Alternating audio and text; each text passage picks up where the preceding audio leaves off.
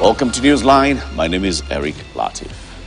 Tonight, Azimio leader Raila Odinga has sensationally claimed that President William Ruto refused to meet Tanzania's President Samia Suluhu Hassan, who came into Kenya on a mediation mission. According to Raila, the Tanzanian leader was left hanging in Kenya for 2 days, but KTN News can now reveal that more than 5 heads of state were in the country at the coast for mediation at the invitation of President William Ruto. The revelations coming on the backdrop of foreign envoys meeting Azimio leaders last week. Was it a failed negotiation attempt, or is there an agreement in the offing? KTN's political affairs reporter Daniel Kariuki starts our coverage with that story. Azimio leader Raila Odinga Tuesday made damning revelations of an imminent mediation between President William Ruto and himself several weeks ago. There have been also attempts from outside.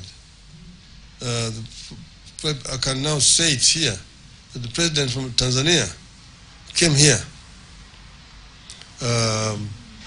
2 weeks ago at the invitation of President Ruto to mediate.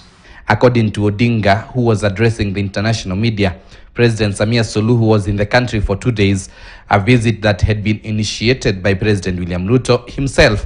And she was kept waiting, not from our side. We were available, but the other side was not available. She spent 2 nights here, and it was all in vain. The opposition claims it has several times offered itself for talks, but the government has been hesitant to meet them. According to Raila, the president is living in delusion. I myself have said I'm ready to sit with other people to discuss these issues. He is actually pretending, is living in delusion that we don't have a crisis. But we have a serious crisis that requires patriotism to resolve, and we are ready ourselves. But details have now emerged that the negotiations had brought together about 5 heads of state into the country and were scheduled to meet the 2 sides.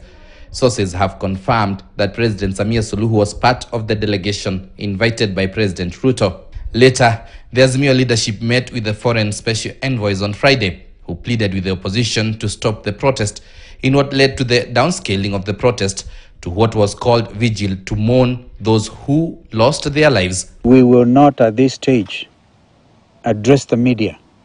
Of course, they're all very concerned. Not just them as ambassadors, but the international community.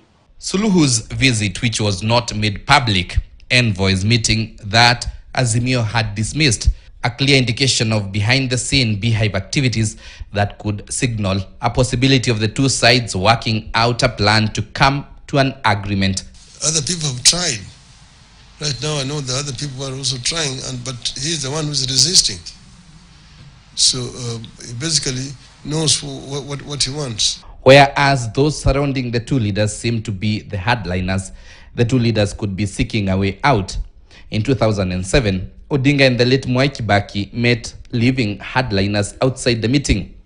The same script repeated in 2018, where former President Uhuru Kenyatta met with Odinga without their allies. Daniel Kariuki, KTN News, Nairobi. Now, the latest is that President William Ruto has actually responded to the former Prime Minister Raila Odinga.